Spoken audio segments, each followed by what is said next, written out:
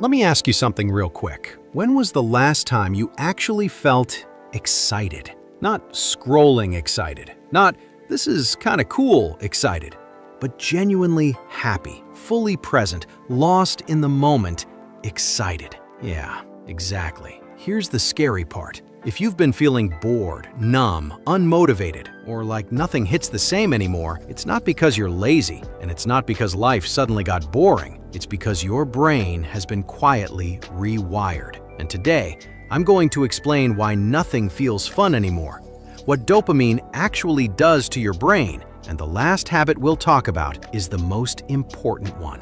Miss it, and nothing else in this video will work. Trust me.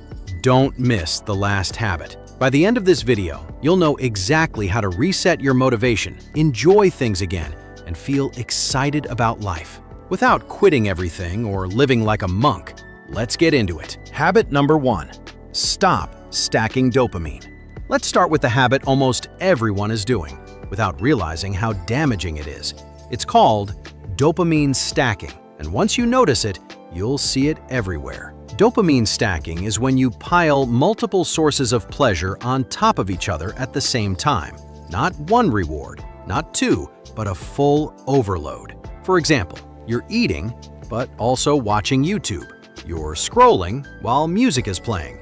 You're gaming with snacks, notifications, and background videos. You're not just enjoying something, you're flooding your brain. And your brain, it was never built for this. Your brain evolved in a world where pleasure was rare. You had to hunt for food, build shelter, move your body, wait for rewards. So when dopamine was released, it meant something. It was a signal that said, "This matters, remember this." But today, you're giving your brain more stimulation in 10 minutes than your ancestors got in weeks. So your brain adapts. And when the brain adapts to constant pleasure, it dulls everything else. That's why food tastes less exciting. Videos feel boring faster. You need more stimulation just to feel okay. It's not addiction, it's overload. Here's what dopamine stacking quietly does over time. It teaches your brain that one thing alone is not enough.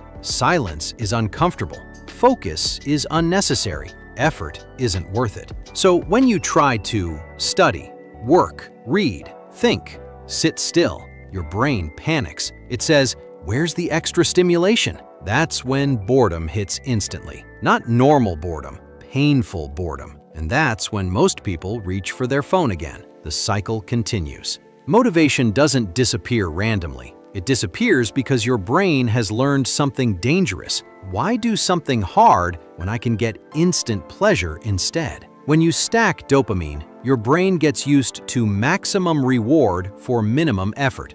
So anything that requires patience, focus, discipline feels impossible. That's why you can binge content for hours but struggle to do one meaningful task. Your brain isn't weak, it's just been trained wrong. Here's the good news. You don't need to quit everything. You don't need to suffer. You don't need a dopamine detox. You just need one rule. One dopamine source at a time. That's it. If you're eating, just eat. No phone, no videos. If you're listening to music, just listen. Don't scroll. If you're watching something, watch it fully. No multitasking. This feels uncomfortable at first because your brain expects more. But that discomfort, that's your dopamine system recalibrating. Something surprising happens within days. Food tastes better. Music feels deeper. Shows feel more immersive. Why? Because dopamine sensitivity starts coming back. You don't need more pleasure. You need less at once. This single habit raises your baseline dopamine without adding anything new to your life. You're not removing joy, you're restoring it. Don't try to be perfect. Just pick one activity per day where you stop stacking dopamine. One meal, one walk, one song. That's enough to start the reset. And once this habit locks in, the next habits become easier. Focus improves. Motivation starts showing up again naturally. This is the foundation. Get this wrong, and nothing else works. Get this right, and everything else becomes possible. Habit number 2. delay the reward. This habit sounds simple, but it's one of the most powerful brain resets you can make, and almost no one is doing it anymore. It's called delaying the reward. Not removing it, not quitting pleasure, just putting it after the effort. That small shift changes everything. Think about how life works today. You wake up, reward. Scroll your phone, reward. Eat, reward. Watch, reward. All before you've done anything meaningful. Your brain is basically being told, here's pleasure, no effort required. And your brain learns fast. It learns effort is optional, waiting is pointless, discipline is unnecessary. So when it's time to work, study, or focus, your brain pushes back hard. Your brain is a prediction machine. It constantly asks, what do I get if I do this? If rewards come before effort, your brain stops seeing a reason to try. That's why you procrastinate. You feel zero drive. Small tasks feel overwhelming, not because you're lazy, because your brain sees no payoff. Motivation doesn't come from willpower. It comes from expectation of reward. When you delay the reward, you flip the script. You teach your brain effort comes first, reward comes after. That creates something powerful, anticipation. And anticipation is dopamine. Suddenly, your brain starts releasing dopamine before the task is done. That's motivation. Not forced, not hyped, natural. Here's what delaying the reward looks like in real life. Work for 30 minutes, then check your phone. Finish a task, then watch a video. Exercise, then relax. Study, then scroll. Same reward, different timing. And that timing is what retrains your brain. Let's be honest. At first, this feels terrible. Your brain is used to instant pleasure. So when you delay it, your brain reacts with resistance, boredom, excuses. That's normal. That discomfort is not failure. It's rewiring. It means your brain is learning patience again. Here's the part people don't expect. When you delay the reward long enough, the reward actually feels better. The same video feels more enjoyable. The same rest feels more satisfying. Why? Because dopamine spikes higher when it's earned. You didn't remove pleasure, you amplified it. Most people think discipline is something you force. It's not. Discipline is a side effect of a brain that trusts effort leads to reward. Once your brain learns this pattern, effort, reward, it starts offering motivation automatically. You don't need hype. You don't need pressure. You just start moving. This part matters. Don't delay rewards all day. That backfires. Instead, delay one reward per day. Tie it to one task. That's it. Example, I'll scroll after I finish this one thing. One promise, one follow-through. That's how trust with your brain is built. Once this habit sticks, focus gets easier. Hard things feel lighter. Motivation shows up earlier. You stop relying on willpower. And now, you're ready for the next habit. Because once effort starts feeling rewarding again, you can push yourself further without burning out. This habit alone can bring motivation back in days, but combined with the next ones, it completely changes how life feels. Habit number 3, do one hard thing daily. Let's be real for a second. Most people don't avoid hard things because they can't do them. They avoid them because hard things feel painful now. Not physically painful, mentally painful. And that pain isn't weakness. It's what happens when your brain forgets how to struggle. This habit teaches it again. Years ago, effort was normal. Walking, waiting, thinking, solving problems. Now, discomfort is optional. If something feels boring, scroll. If something feels hard, quit. If something feels slow, skip. So your brain adapts. It lowers your tolerance for effort. That's why you feel drained quickly. You give up faster. You avoid challenges. Your brain isn't broken. It's just out of practice. This is where people mess it up. One hard thing does not mean extreme workouts, waking up at 4 a.m., suffering all day. That fails. One hard thing means something slightly uncomfortable, something you'd normally avoid, something that requires effort. Examples: finishing a task without checking your phone, taking a short, cold shower, starting the project you've been delaying, going for a walk without headphones. Small but intentional.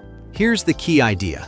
Dopamine doesn't just spike during pleasure, it spikes after effort. When you do something hard and finish it, your brain releases dopamine as a reward. That dopamine says, "That was worth it." Do this daily, and your brain relearns something powerful. Effort equals reward. That's the foundation of motivation. Confidence doesn't come from thinking positive. It comes from keeping promises to yourself. Every time you do one hard thing, you prove you can handle discomfort. You build self-trust. You stop seeing yourself as unmotivated. You start identifying as someone who shows up.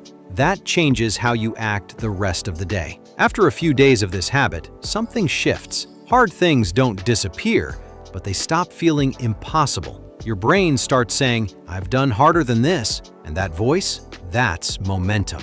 Most people fail this habit for one reason. They make it too big. They turn one hard thing into a massive workout, an unrealistic schedule, an all-or-nothing challenge. That triggers burnout.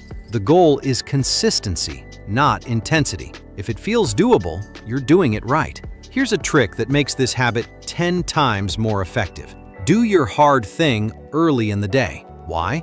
Because it sets the tone. After you win early, procrastination drops. Discipline feels easier. Your brain stays energized. You start the day with proof. I can do hard things. After weeks of this habit, your tolerance for effort increases. Distractions lose power. Motivation becomes reliable. You stop waiting to feel ready. You act first. Feel motivated later. That's how productive people operate. The real reward isn't discipline, it's freedom. Freedom from procrastination, self-doubt, numbness. You stop feeling stuck. You start feeling capable. This habit prepares you for the final and most important one. Because once you can handle discomfort, you're ready to face silence. And that's where everything changes. Habit number 4, relearn how to be bored. This is the habit almost everyone skips. Not because it's hard to understand, but because it's hard to sit with. And if you miss this habit, everything else eventually stops working. This is the habit that brings motivation back from the inside. It's about relearning how to be bored. Boredom didn't always feel this bad. Years ago, boredom was normal. Waiting, thinking, daydreaming, doing nothing. Now, boredom feels almost painful. The second there's silence, your hand reaches for your phone. Not because you want to, but because your brain is trying to escape. That's not your fault. Your brain has been trained to avoid boredom at all costs. When you feel bored, your brain isn't dying, it's resetting. Boredom is your brain saying, "I have no stimulation. What should I create?" But when you immediately fill boredom with scrolling, videos, or noise, your brain never finishes that process. So creativity shuts down. Curiosity fades. Motivation disappears. Your brain stays dependent on stimulation from the outside. This is the hard truth. If you can't tolerate boredom, you can't tolerate effort. If you can't tolerate silence, you can't hear your own thoughts. And if you never hear your own thoughts, you never figure out what you actually want. That's why people feel lost. Not because life is meaningless, but because there's no space left to think. This does not mean sitting in a room doing nothing for hours. That's unrealistic. Relearning boredom means intentionally removing stimulation for short periods. No phone, no music, no scrolling, just you and the moment. Examples: standing in line without checking your phone, walking without headphones, sitting quietly for a few minutes, driving without background noise. Small moments, but powerful ones. The other habits train your brain to handle effort. This habit teaches your brain how to create desire again. Without boredom, motivation stays external, pleasure stays shallow, focus stays fragile. With boredom, motivation comes from within. Joy feels earned. Life feels real. This is the reset button. If nothing feels fun anymore, it's not because you need more stimulation. You need less. Less noise, less scrolling, less distraction, and more space. Because when you relearn how to be bored, your brain remembers how to feel excited again. and that's something no app can replace. So if nothing feels fun anymore, it's not because you're broken, it's not because you failed, and it's definitely not because life is meaningless. Your brain just adapted to the wrong environment, and now you know how to fix it. After watching this video, you'll be able to understand why your motivation disappeared, stop feeling numb and bored all the time, enjoy simple things again, build excitement without forcing it. Start small, pick one habit today, and protect boredom like it's sacred. Because once your brain resets, life doesn't just feel fun again, it feels alive. And that's something no algorithm can give you back.